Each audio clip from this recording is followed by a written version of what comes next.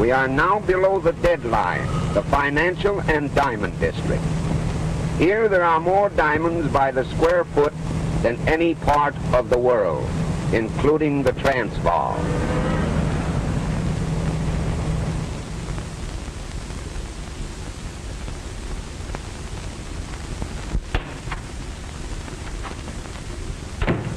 Good afternoon, Captain.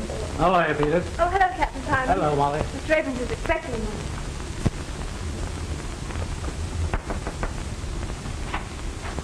Captain Simon is here. Won't you go in? Thank you. How are you, Mr. Abrams? Oh, good afternoon, Captain. Sit down. Thanks. Have a cigar? Oh, thank you. What's on your mind? These diamonds. These and a lot more to come. And, oh, pardon. This is Mr. Everly, Captain Simon. Mr. Everly? I'm glad to know you, Captain. Mr. Everly and I are negotiating a very large consignment of diamonds, and we thought that you should be warned about it. A wise precaution. Are you collecting the consignment here? Yes, they're for my firm in Chicago. But they're not to be shipped for nearly a week. Well, don't worry. We've got a pretty good line on all the boys in town, and not one of them would dare to shove his nose below the deadline. I'll just tell my men to keep their eyes peeled, and if they do see anybody below the deadline that looks suspicious at all, to bring them in for questioning. Oh, by the way, where is your deadline now, Captain? Still Canal Street? Yes, and if any of them come south of that line, it'll be just too bad. Well, so long. Bye-bye.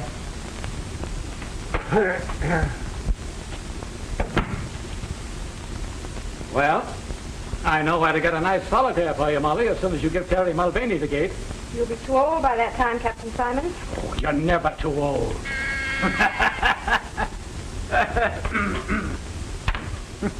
Yes, sir. Good day, Captain.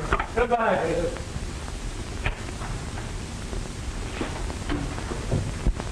Oh, Miss Fitzgerald, would you mind working an hour or two later tonight? Certainly not, Mr. Abrams. Then as soon as you're through, bring in your notebook.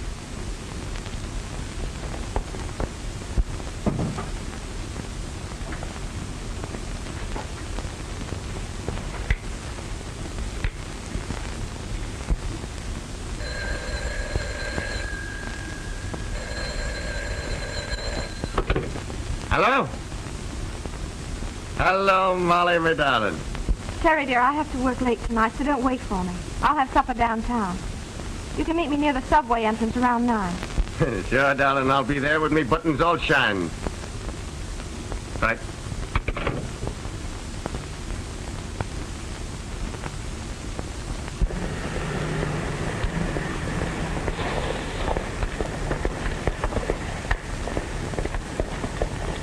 Good evening, sister. How about a lift? Terry!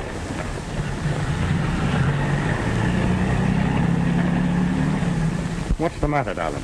Oh, just a would-be Casanova. And what's that? Oh, a fellow that thinks that offering a girl a lift is a driver's license. Is that so? I'll take care of him. Oh, don't you worry about a little thing like that. Do you think I'd exchange your homely face for anything in the world? No, wait a minute. What was that crack? It goes for me, too, darling.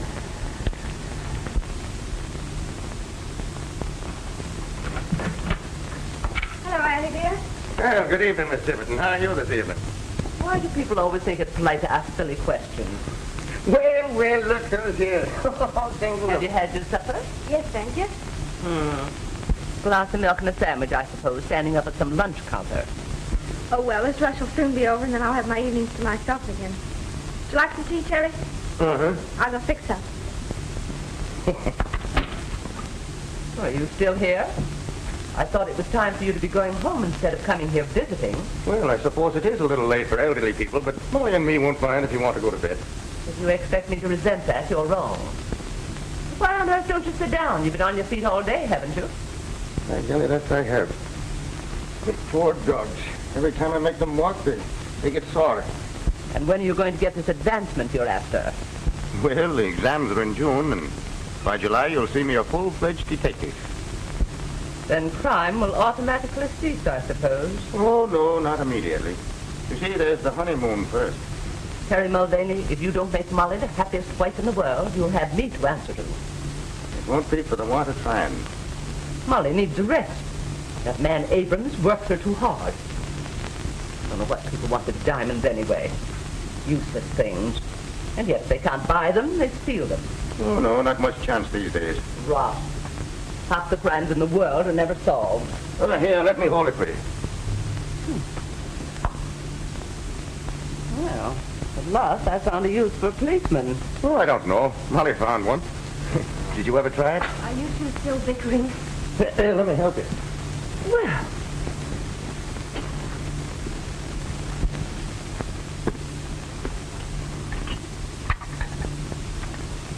What are you sewing on now, darling, if I'm permitted to ask? Pillow slip, Mr. Mulvaney, for that red head of yours. you'd think you two were married already. When I was a girl, no young lady would have said such a thing. Did you faint too, or was it swoon?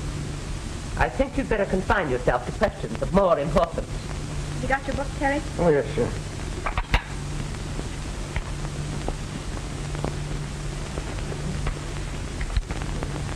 When an officer takes a prisoner into custody, what is his duty? To search the prisoner for weapons and evidence, and conduct him directly to the station using every care to prevent his escape. Good.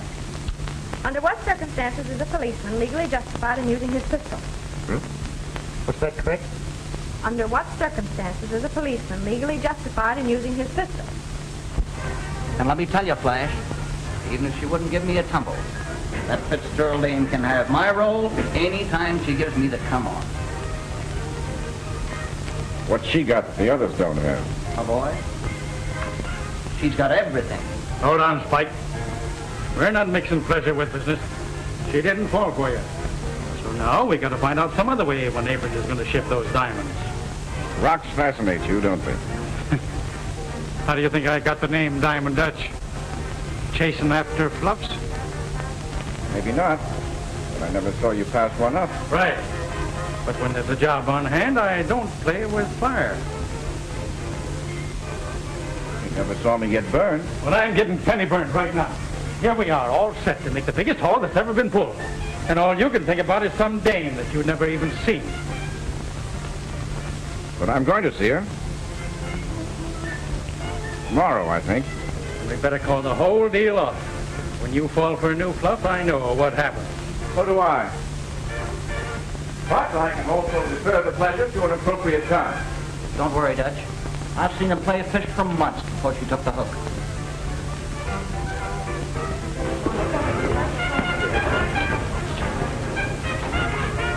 All right. But when does Abrams get in the balance of that consignment? That's all I want to know. Why pull this job a day too soon? When by waiting another day, we could get maybe $100 grand more. What'll you bet I can find out by tomorrow night? Come on. I'll split $1 grand with you. 500 apiece. Okay. That's a bet. You can land that Fitzgerald dame, you've got it coming.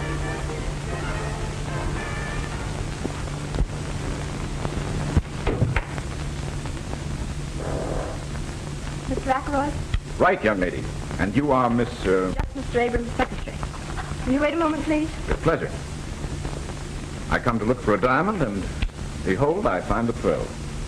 Careful. So many synthetic pearls on the market these days. Ah, but then I'm an excellent judge. Professional, I would think. On the contrary. Amateur in its literal sense. Mr. Abrams, Mr. Ackroyd to see you. Will you go in, please?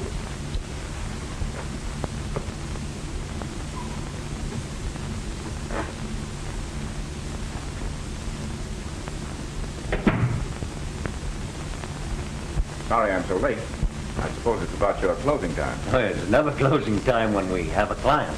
Won't you sit down? You said over the phone you were looking for stone of about 5 carats. Yes. A yarder. Send in the stones I selected for Mr. Ackroyd. Oh, that looks like a very fine stone you have in your ring. May I see it?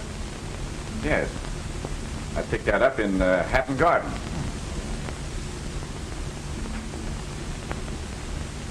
My, you know diamonds. It's perfect. Can you match it? Well, you can judge for yourself.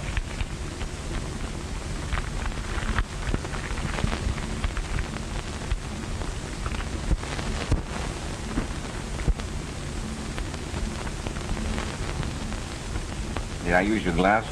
Certainly.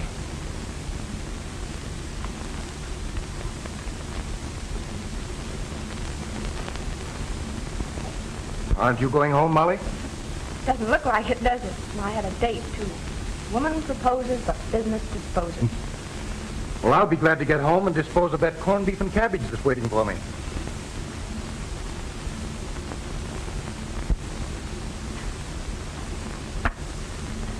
Well, these are the best, but neither is as good as mine. I'm afraid you're right. But I shall have more in Thursday, and I think finer ones. Could you call then? I'm not sure, but I think I could make it Friday. Well, I'm very sorry, but they'll be gone then. Tell you what I'll do. I'll give you 1,000 for that one.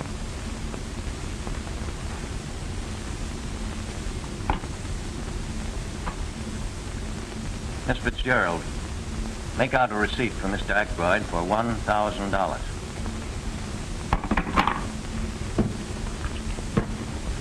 So that's that.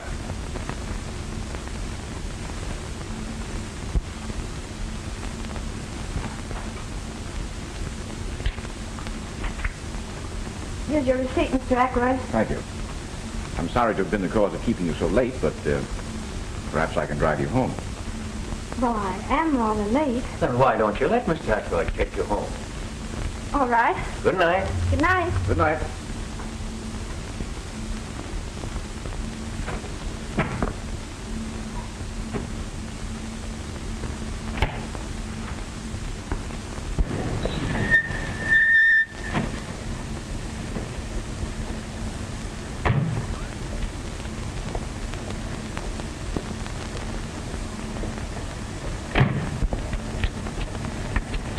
Thanks a lot. You see, I'm not so bad. Wouldn't you take me on approval for a while? Someone else? There's the proof. Hello, Terry. This is Mr. Ackroyd, Officer Mulvaney. Glad to know you indeed. And so you're the reason she was so anxious to get home. Meaning what? Well, you see, Mr. Abrams and I kept her a little late, and I offered to make amends. Oh, so you're a friend of Mr. Abrams, well, that's different. Well, I'm afraid I don't follow. Terry thought you were another smart aleck, like the one that tried to pick me up the other night. Well, I might be sorely tempted, but I don't think I'd try. I seem to be a better judge of character than you are. Well, good night, Mr. Mulvaney. Good night, Miss Fitzgerald. Thanks again, Mr. Ackroyd. Don't mention it.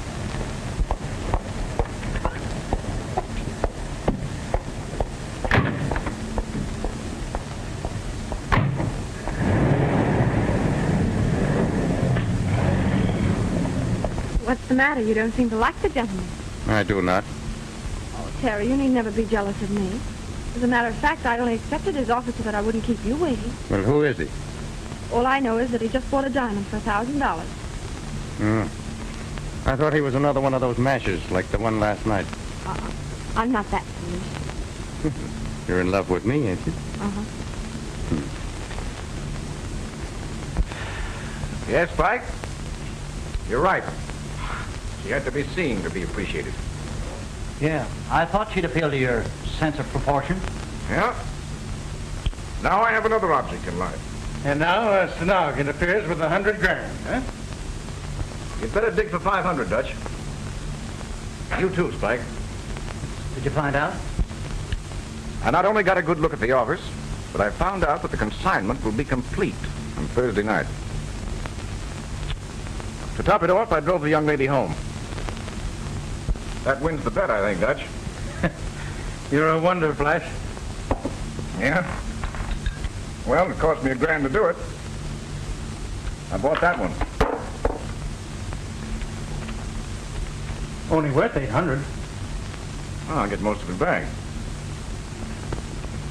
Take a look at the girl's writing, Spike. Could you imitate it?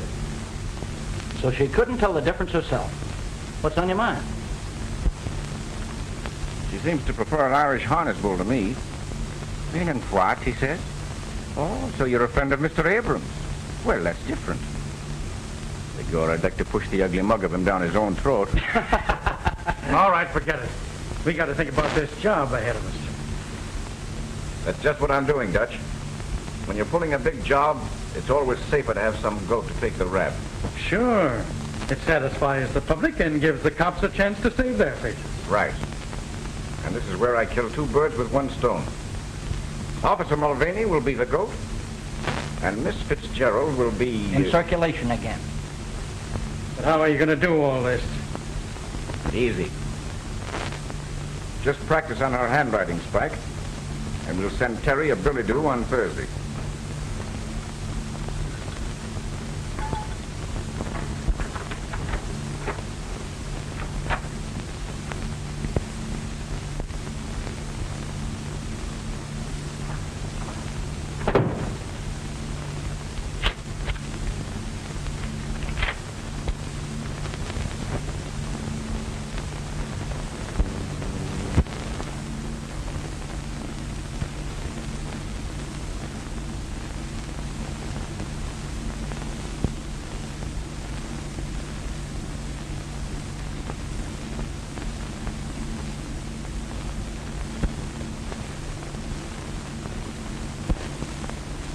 Sure glad I'm not on duty down here every night. It's too quiet.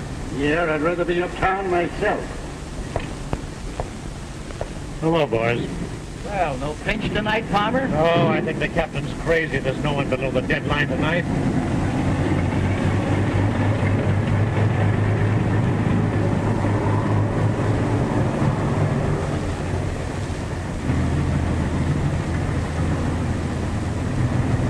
$5,000 worth that has to be towed in. Yeah, the best of them cracked up. Give me my old flivver. It's never let me down yet. Touch wood. Better make the rounds again, boys. Okay, see you in jail. Right.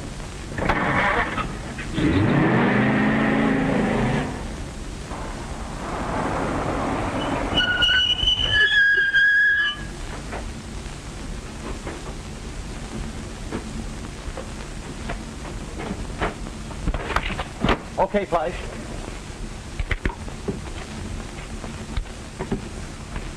See anybody? Passed 3 bowls and they never give us a tumble. Let's get going then. All right. Hey, just a minute, buddy. Well, for crying out loud, what are you doing down here? Well, what's the matter with you, Bill? You got the jitters? Who is it? Why, it's Bricktop Mulvaney from 14th Street. Yeah, and don't go be saying anything at the station about seeing me down here, or I'll wipe up the floor with you. Oh, you know me, Terry. Yes, I know all of yous. So long. So long. Hey, what's the gag? Oh, nothing. We've been ribbing him at the station about being in love. He's got a girl works down here. Well, we've seen somebody anyway. Yeah, let's shove off.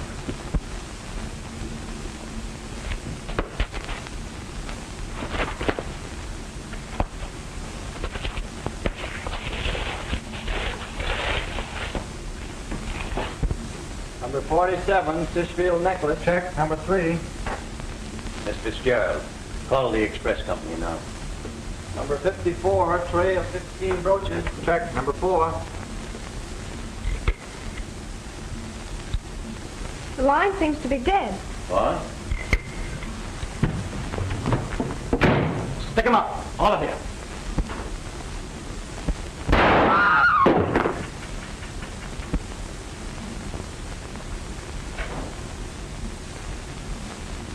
Good work, Terry.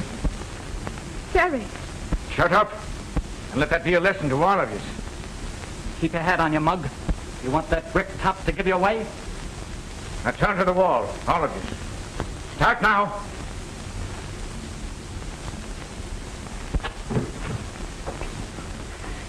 Move over. Keep 'em up.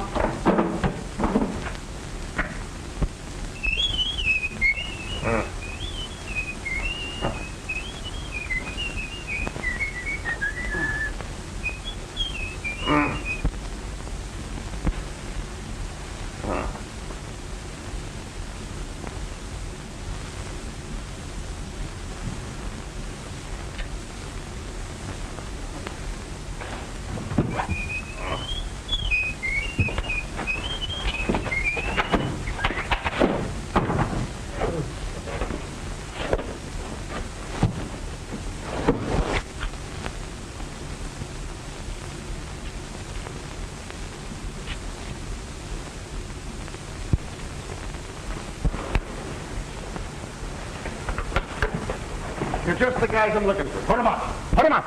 Put him up? Well, what's the rib? Cut out the innocent stuff. Now, wait a minute. This is no time for kidding. You've got to help me find the guys that slugged me. I wish we were kidding, Terry, but you're under arrest. Under arrest? Well, what am I under arrest for? Murder and robbery of the Abrams office. No, wait a minute. The Abrams office? Well, how about Molly? Is she hurt? You ought to know. You were there. You can't get away with this. Abrams recognized you and you plugged Peters. They all heard the other two call you by name. And even if they hadn't, that brogue in red hair would give you away. We saw you heading for Abrams' office just before the stick-up. Oh, I must have been framed. Say, will you take me back to where they held me? You'll find the rope that was tied me up and the blindfold and the tape that was over my mouth. Wouldn't hurt to take a look. Even if we did, what would that prove? He could have planted them. I was slugged, I tell you. Sure, I was on my way to Abrams, but Molly asked me to call for her. Here, look in my side pocket. You'll find a note from her. There's nothing there. You killed a guy in cold blood, Mulvaney, and it'll take more than a bluff to get you out of it. Oh, they must have frisked me after they slugged me. Oh, please, will you take me? Yeah, we'll take you back to Abrams' office, and Captain Simon's there, and you can tell it to him. Go ahead, Max, put him in. Rooney, put that handkerchief over his face.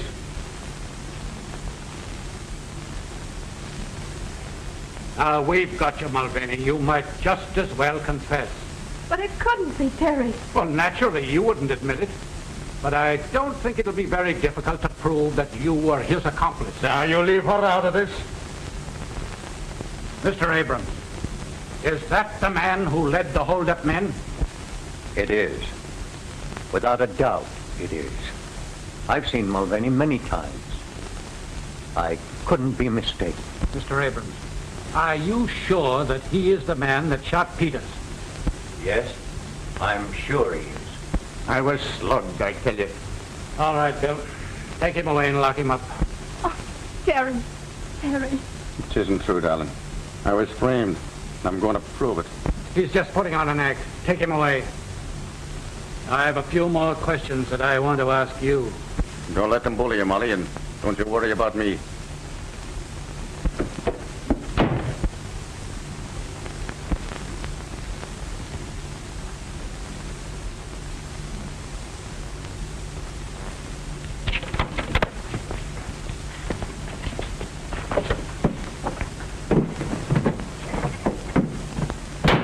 I'm sorry, Bill, but I was framed and I can't prove it in jail. Yeah, 26532. I'll send it right out. Okay. Calling all cars. Attention, all cars. Mulvaney has escaped in a police car. License number 26532. He drove north on Avenue A. Block all roads and bridges leading from the city. He's handcuffed but armed. Bring him in, boys. That's all.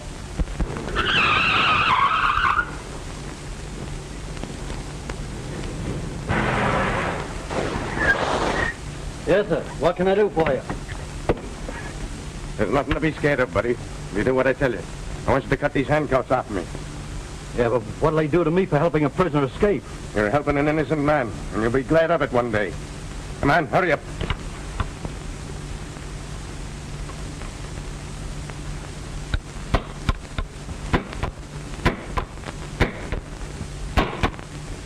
And after they're off, you gonna plug me? I'll make a bargain with you. I won't harm a hair on your head if you keep still about this. All right. Calling all cars. Attention, all cars. Mulvaney reported seen on Lincoln Highway speeding west. Use special caution. He's probably listening to these broadcasts, so we can't give location of blockades. That is all. Come on, hurry up. Repeating broadcast 47. Mulvaney reported seen on Lincoln Highway speeding west. Step on it, Dave. We must be right on his tail. Right.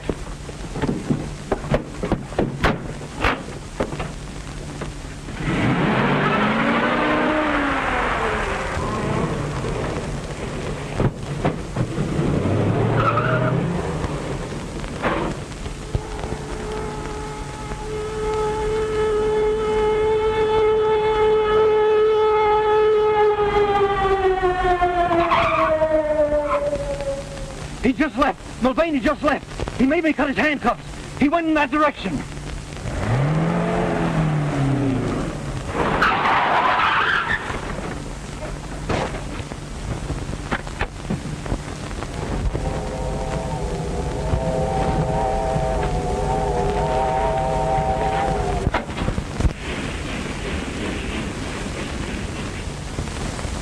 fellow get your timetable? You belong in these parts? No, this business. What's the next stop? Don't you know what train you're on? Oh, sure. The Tipsy train. No. You gotta go back to Hopewell Junction to get that.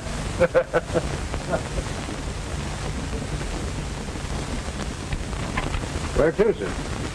Albany. 585. Change at Pine Plains and Chatham.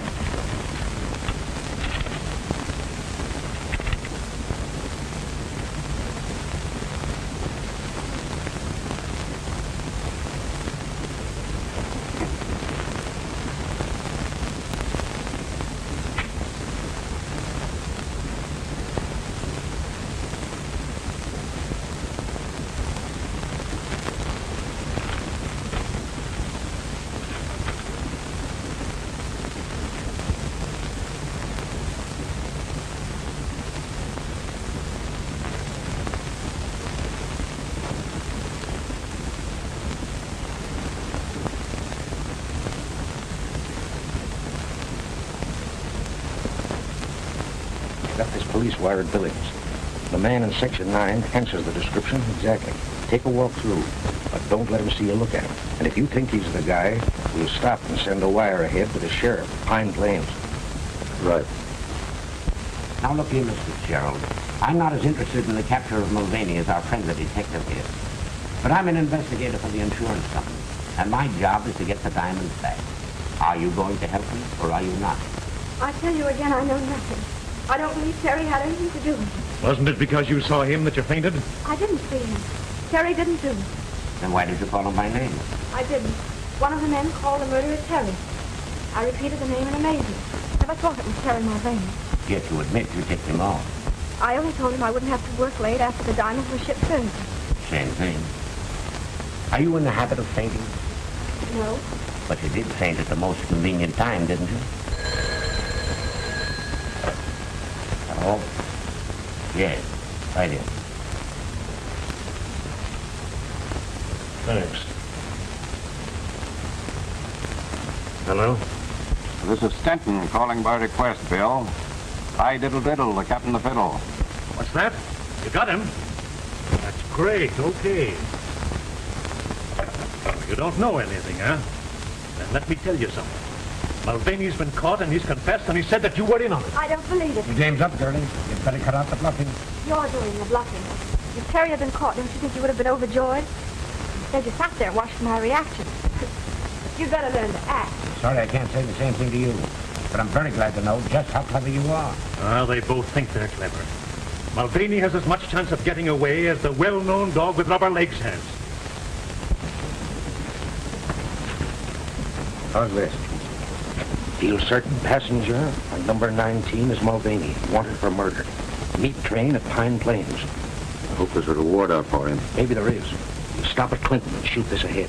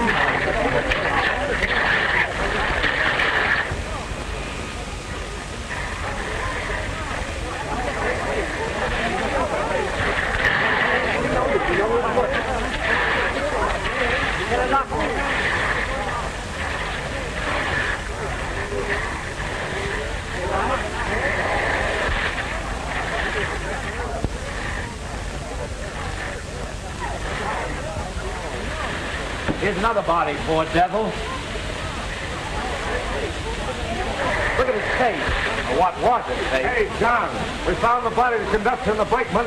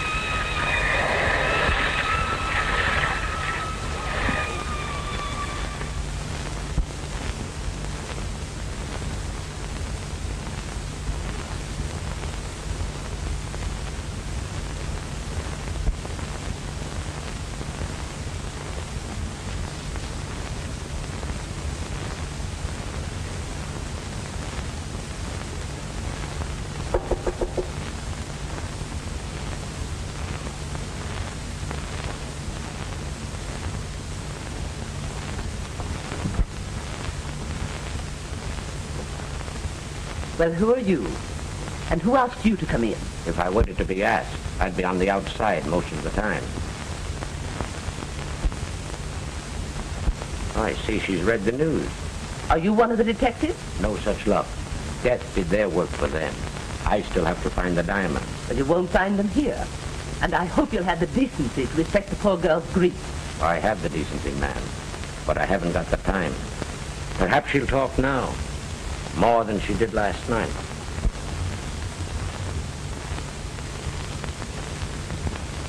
Are you ready to talk now? What do you want? You know what I want. The diamond. Can't you leave me alone? Can't you understand anything? Terry didn't do it. And now he can never prove it. He proved that he did do it, you mean? Do you think that getaway of his was an act of innocence? Not on your life. He wasn't, did I tell you?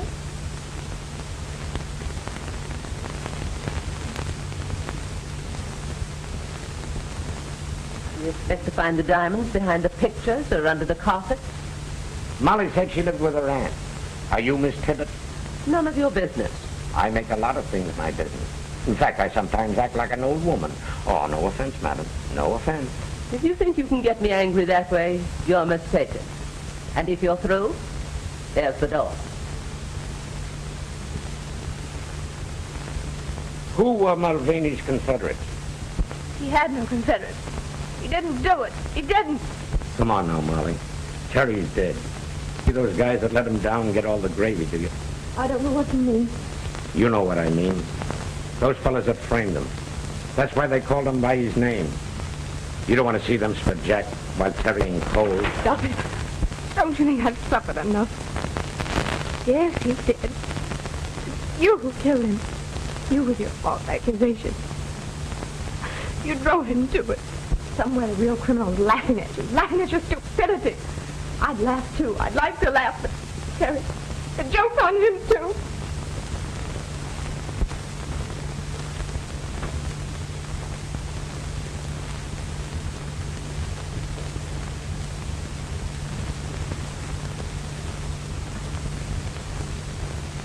You think he can pull through? Oh, he'll be all right. I'll probably have to do a little plastic surgery on his face. Then you'll be in your element. Well, it's always interesting to try to improve upon nature. Wonder who the beggar is. There's no identification on him. Well, we'll find out soon. He'll recover consciousness now that I've removed the pressure.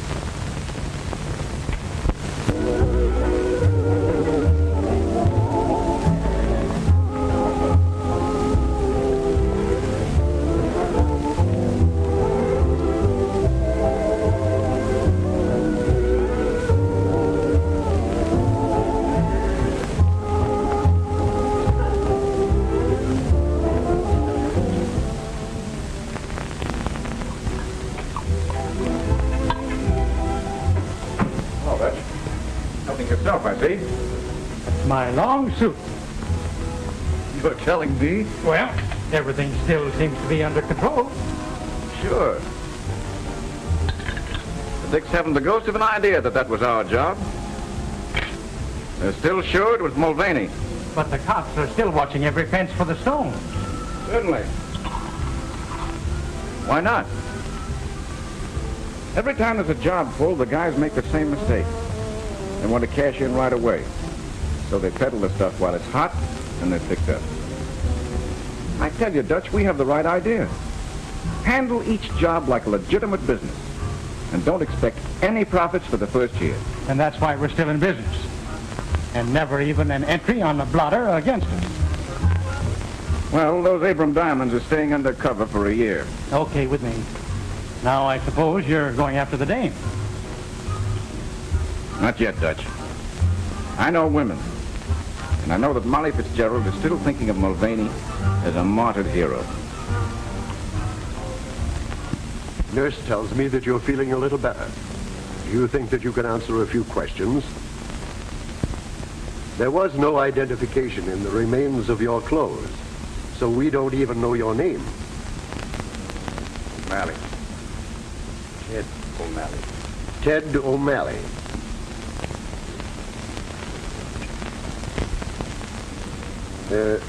Have you any relatives or friends that we can notify? By the way, what kind of a nose did you have?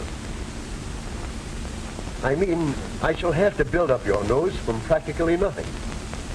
Couldn't you get me a photo to go by? I'm afraid he's a little too weak yet, Doctor.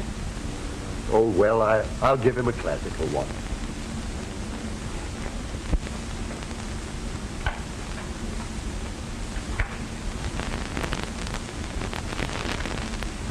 Miss Jennings, if I thought I had any brains, I'd blow them out. What's the matter? But wouldn't it be a terrible thing to drill a hole in one skull and find it empty? Am I to gather that you're still thinking of that Mulvaney case? I start up in the middle of the night thinking about it. I'm afraid your vanity is wounded. Wounded? It's mutilated. So much time has passed and not a single clue. And a fortune in diamonds disappears. A strange case, all right. I'm going to see that Fitzgerald girl again. I think she must be bluffing.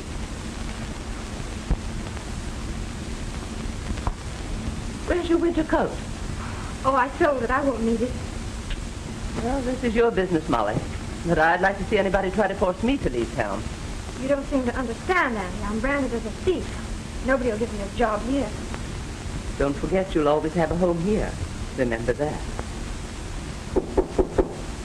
Oh, that must be the man for my trunk. I'm going to fix you a lunch to eat on the train. Why, Mr. Ackroyd. May I come in? Why, certainly. I'm just leaving town. You mean for good? Yes. Oh, I didn't know it was as bad as that. I haven't seen Mr. Abrams again until today, and of course I learned that you were no longer there. I suppose you also learned that I was a thief. Do you remember that I prided myself on being a good judge of character? Yes, but I don't quite... May I sit down? Of course. I heard about the robbery at the time, but I had no idea that you were supposed to be implicated. I wasn't. You don't have to tell me. That's what I meant when I said I was a judge of character. Thank you. I also gather from Abrams that no one will employ you. What do you expect? Of course they won't. I will. What do you mean? I'm interested in the Alhambra, the restaurant and night spot on 50th. There is a vacancy for a day cashier. You mean you're offering me a job like that? I am? I have the courage of my convictions. How can I ever thank you? By reporting for work at 10 in the morning.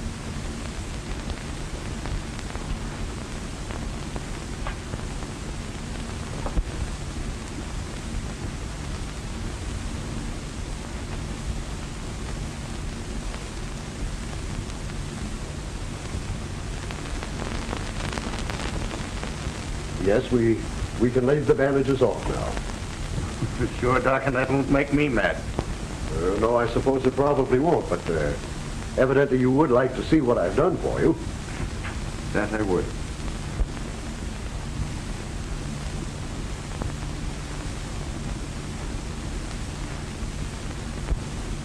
Well, O'Malley, how have I done? Hey! Don't break all my fingers. Well, Doc, that's exactly how I feel. And I doubt very much whether I'll ever be able to again. But evidently you approve. Tell me, is it as good as the original?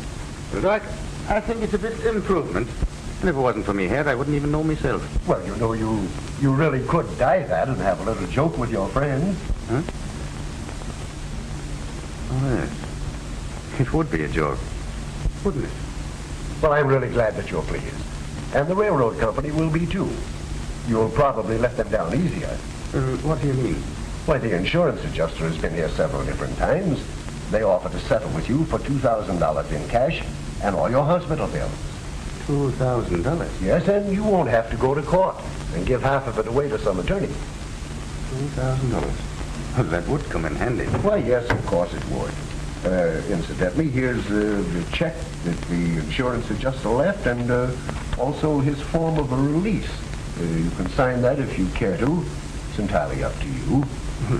Doc, I wonder if I could have that in cash. Why, I suppose so. Just endorse the check and I'm quite sure they'll cash it.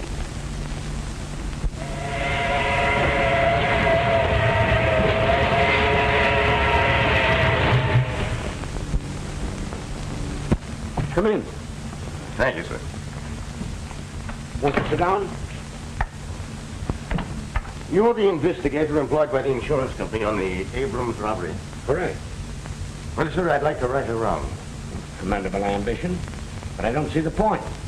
Well, Mr. Pearson, it's only a hunch, but a faith in human nature. Would you mind telling me who you are and what you are? Well, I'm just a dumb pug. I'm training over here at Archie Nolan's, and I come from Colorado. And I had a brother here on the force, and he got into a bit of trouble. We were pals from the time we were kids, and I'm sure that he'd never do anyone any harm. Mr. Pearson, that man was Terry Mulvaney. Mulvaney? Yes, Terry Mulvaney. Now I have a bit of money, and I'd like to use it to clear his name. Have you seen the police? No. The cops are only looking for convictions. He was wanted for murder. His death closed the case. Now you have no axe to grind or politics to play. That's right. I'm a private individual, responsible only to myself and the insurance company. And your object is to recover the stolen property. Right again. You may be a pug, but you're by no means dumb. Now, your brother told a queer story to the police. But if his story was true, who framed him? And what reason could they have? That I don't know, but it gave you and the cops a wrong steer, didn't it? Oh, thank you, sir. By the way, you happen to know where I can find his gal? I don't know her address, but her name is Fitzgerald. Just a minute. I'll look it up for you.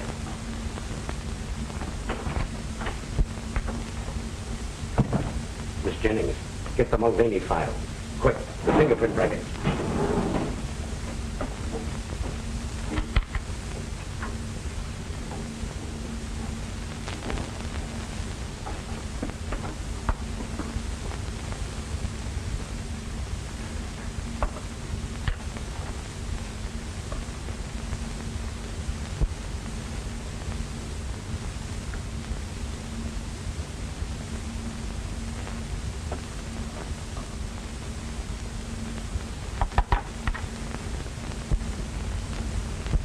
Identical.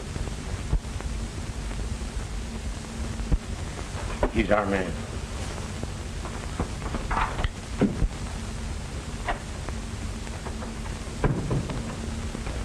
As long as you know the town, I'll show you over to Miss Fitzgerald. Oh, well, that's all right. Only be careful not to shock her.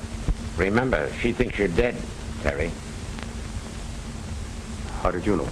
Because your yarn sounded phony. I watched you closely and decided that your hair might have been dyed. So I proceeded to get your fingerprints in my cigarette case, and they compared exactly with the ones found on the stolen police car. To think I wanted to be a detective. You're doing all right. We're going to work together on this case. I take it that's what you want. Why, that's more than I expected. Tell me, how did you work this substitution with the dead man? Well, I heard a couple of the wrecking crew say that his face was all gone, so when they went for the stretcher, I emptied my pockets into his. Quick thinking, my lad. Yeah, but I didn't think very long. When I come to, I was in the hospital, and the nurse was reading the newspapers to me. In other words, you woke up and found yourself dead. That's about it. Well, you've awakened to plenty of worry, and we've got to solve this case before the police get on to you. They won't ever get on to me, because I really have got a brother, Ed, in Colorado. Does Molly know that? Sure. Why? Then you got to remain Ed, even to her. Oh, I could never fool Molly. The doctor didn't change me that much. Well, you must try. You know, brothers sometimes look very much alike. Well, I want Molly to know that I ain't dead. All right. Tell her Terry escaped to your place in Colorado, and you came east to clear up the case. Well, couldn't I? No, you can't take that chance with Molly. She might give you away by word or look. And at a time like this, that'd be too much of a risk. So, come on. You're a hard man.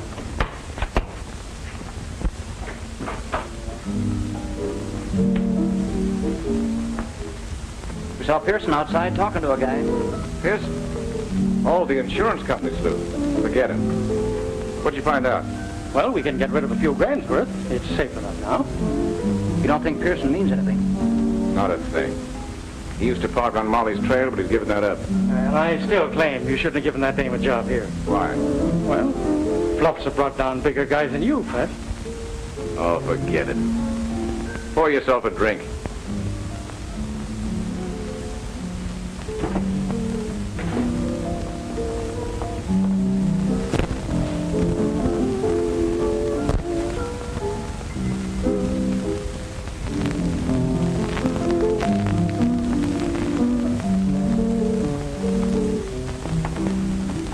Good evening, Molly.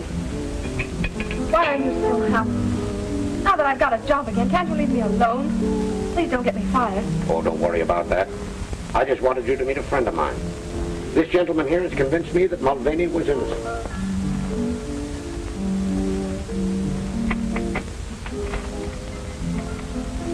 Terry. No, Ed. Harry told you about me, didn't he? Would you mind if we sat down? Of course not.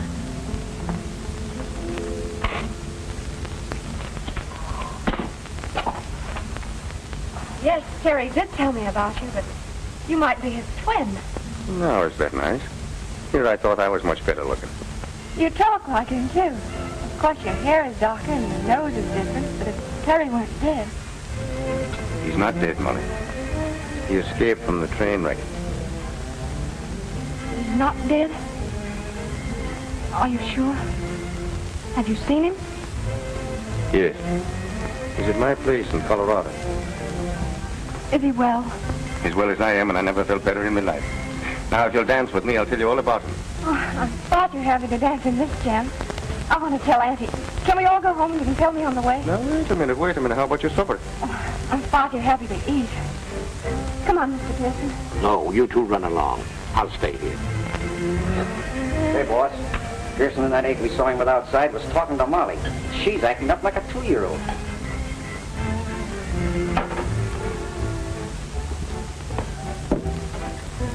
Now, don't you get scared the next time you see me. Good night, Ed. And you be careful. Careful of what? Oh, you know, a nice young fellow and a pretty girl and a romantic moon. Must I tell you the rest of that? Come on, Mr. Mulvaney.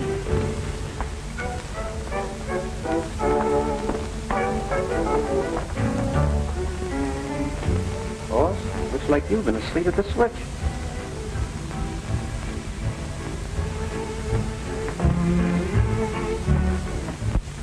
If it hadn't been for Mr. Ackroyd's kindness, I'd still be out of work.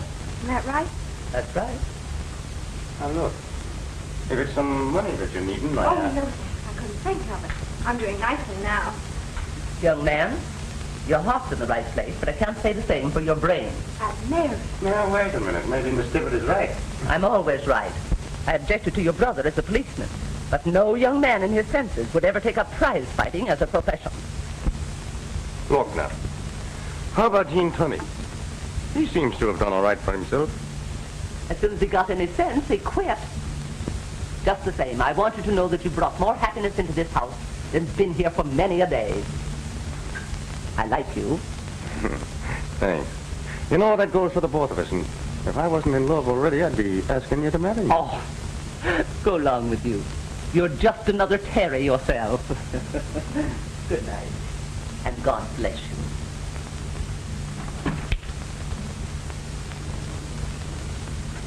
Well, I guess I'd better be going, too. Oh, no.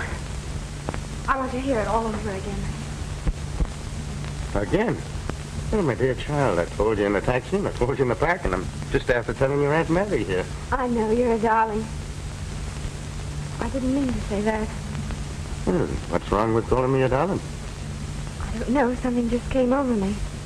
I suppose it's because I'm so grateful to you, Mr. Mulvaney. I thought you promised to call me Ed. What's the matter? I don't know. Ed, I seem to have known you forever. It's just the way I want you to feel. You don't understand. Please go.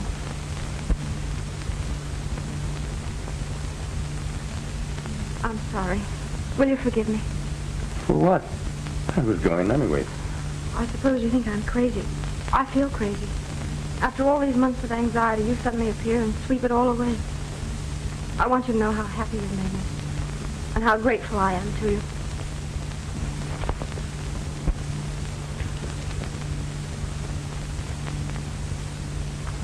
You shouldn't have done that. You misunderstood. I think not. But it isn't fair. You know I'm engaged to Terry, and you said you were in love with somebody else. I said no such thing. You did. You told Aunt Mary. You meant? All's fair in love and war. Good night, Molly, dear.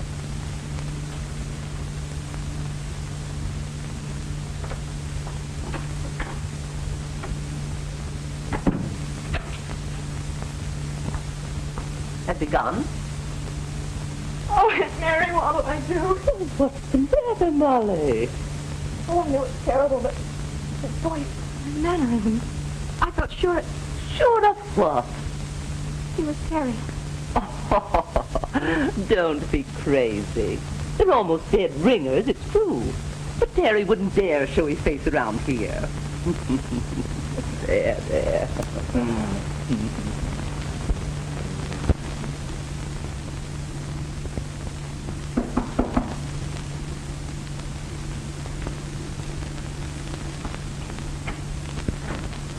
You sent for Mr. Ackroyd? Yes, come in.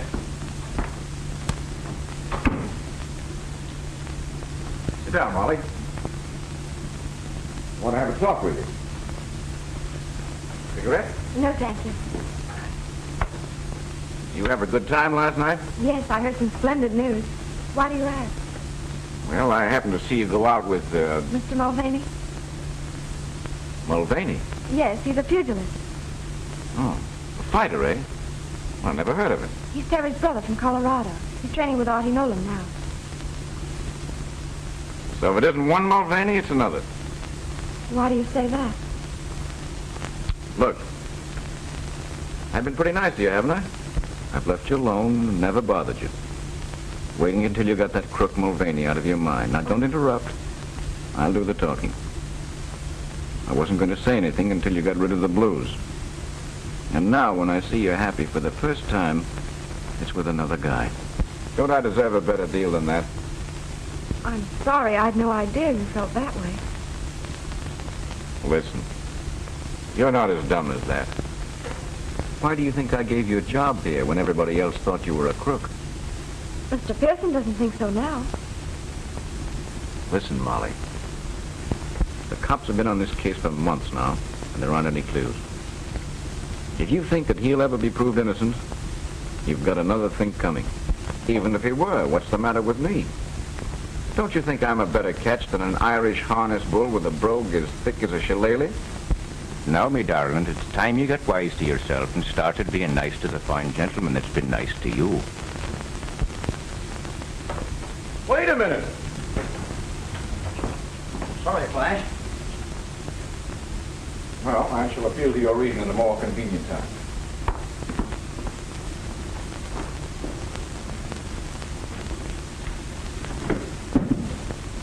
You mean to bust in on the party? But what about the stuff? Dutch has got a deal to unload the whole lot, and the guy's waiting. I think we'd better wait. Molly was just telling me that Pearson is off the Mulvaney angle. What do you mean, off the Mulvaney angle? That's what I want to find out.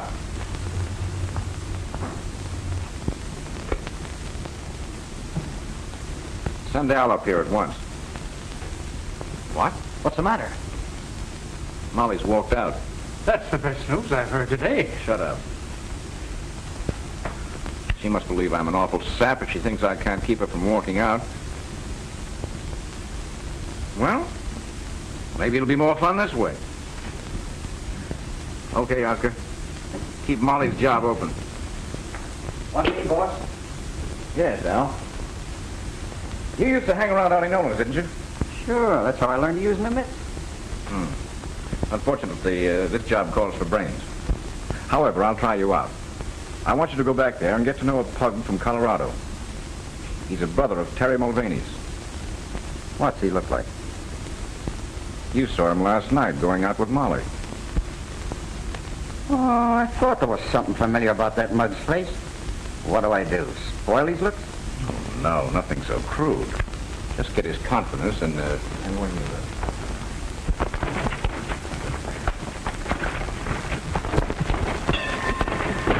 All right, Ed, you're shaping up fine. Now, let's call it a day. Thanks, Artie.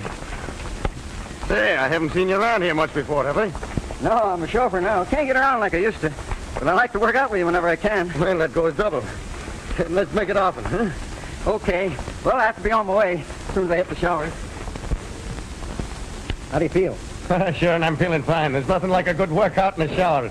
Yeah, I'm going to get with you again. Or maybe some night when we have the car, we'll go places. Well, I'm not much for that night stuff.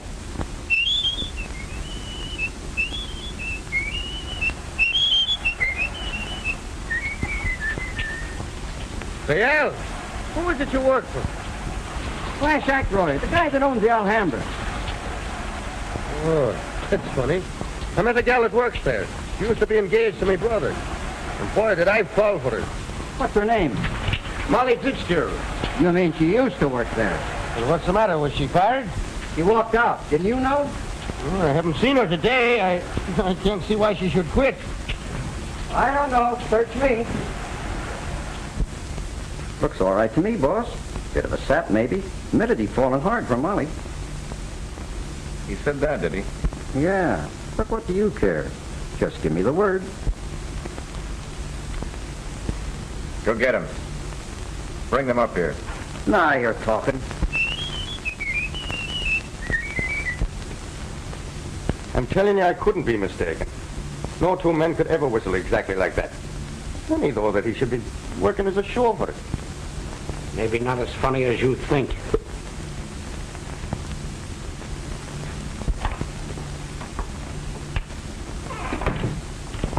I just got your message, Ed. Oh, you're not mad at me after all, eh? I mean, for... Excuse me? For kissing you last. Are you going to learn to love me?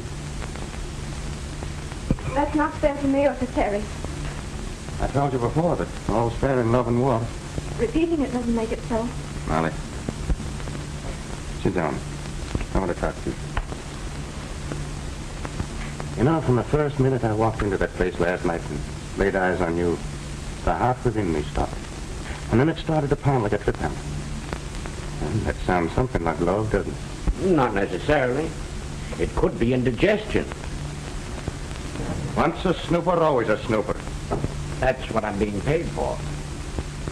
Why did you walk out on Ackroyd? He said that he had an ulterior motive in giving me a job. How did you come to meet him in the first place? He came to buy a diamond from Abrams. That checks. With what? Theory, young man. How long before the robbery was that? Oh, just a few days. Then if he bought a diamond, he got a receipt. Yes, I made it out myself. Better than I expected. Then that would give them a copy of your handwriting. Remember the note from you that Terry told the police about? Yes. Well, that would put Terry just where they wanted him. One of them might have had red hair, or he could have worn a red wig. And if he was able to imitate Terry's brogue... Oh! What's the matter? Ackroyd. Ackroyd gave me a perfect imitation of it. And that checks. Somehow I think we're getting places. Do you really think so? Yes, I do. And you needn't worry about a job anymore. I can get you back with Abrams anytime you want. But you'll soon have Terry back, and then you'll be getting married. Yeah, wait a minute. What's that crack? Do you think Molly would take a cop when she has a chance to get an up-and-coming pugilist like myself?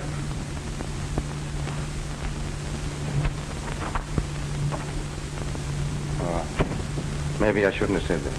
The poor kid, she don't know whether it's Terry or Ed she loves. Leave it to me.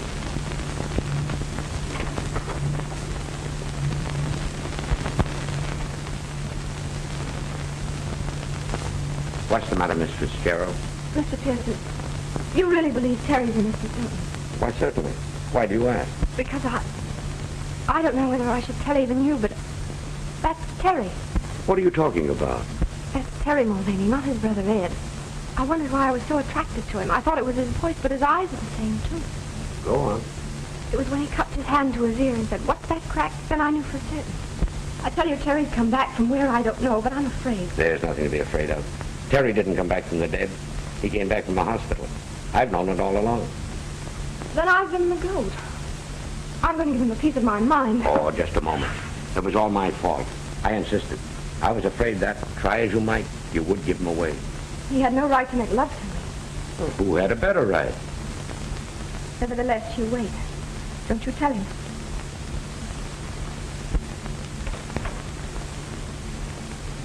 Run along, you two. I've got to go down to police headquarters. Will you see me home, Ed? Will I? In a taxi through the park.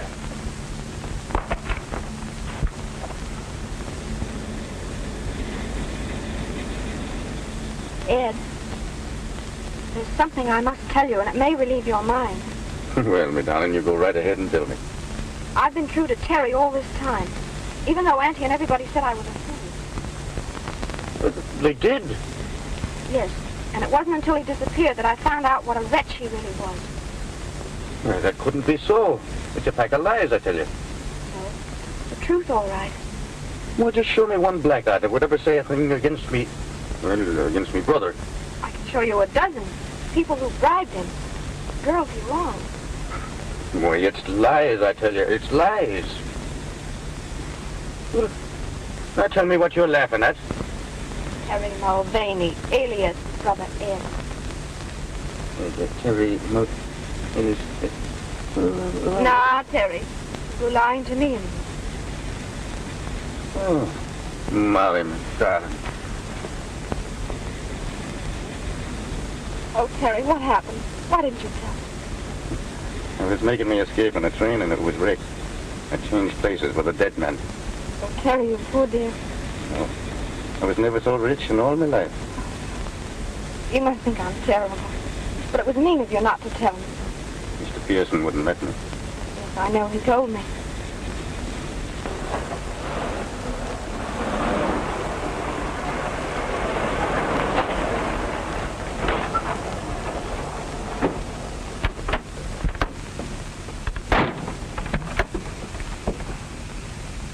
Hey, now, wait a minute. This ain't the place I told you to go. Right, but it's the place you're going. Well, what's the racket? No racket at all. A guy just wants to talk to you. Come on, both of you.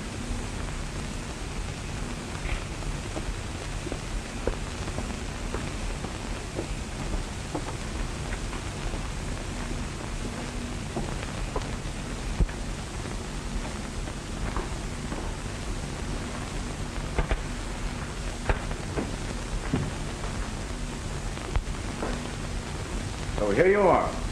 Well, what do you want? Just this. I don't stand for anybody muscling in on my territory. Meaning Miss Fitzgerald? You guessed it, Mulvaney. You flatter yourself, don't you? My advice to you is to get out of town tonight. Because if you're here in the morning, you'll be in the morgue, see? As for you, Miss Fitzgerald, you'd better come back to work. If you don't, there'll be a shortage discovered in your accounts. And that, after being mixed up in a diamond robbery, would be just too bad. Just a minute. Throw him out. If he gets noisy, well, you know what to do. But, boss, this guy isn't Ed Mulvaney. What do you mean? I heard him in the cab saying that he had changed places with a dead man. His real name is Terry Mulvaney. That it is. What about it? You're wanted for murder. What are you doing back in town? Looking for the guy that framed me. Still sticking to that story. Who do you suspect now? Who do you think? Got the car handy, Al? Sure, boss. See them home.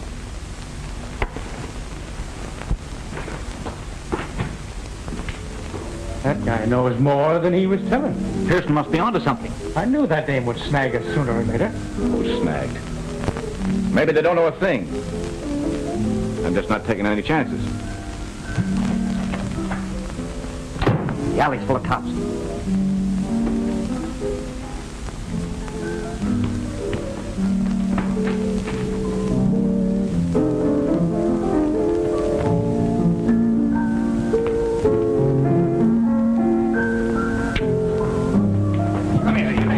What's the idea?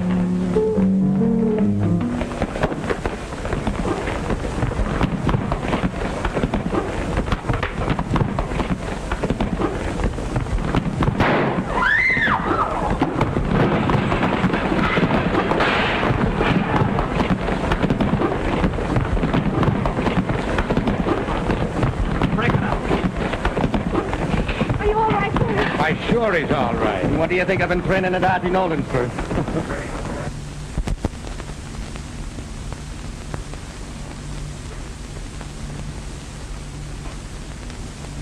Everything checks. Give Terry all the credit for recovering those, Mr. Abrams. Harry, you always wanted to be a detective, didn't you? That I did, sir. Well, the chief says you are. Maybe you could use this. Solitaire. I think you'd much rather have a wedding ring. You can have them both on the house.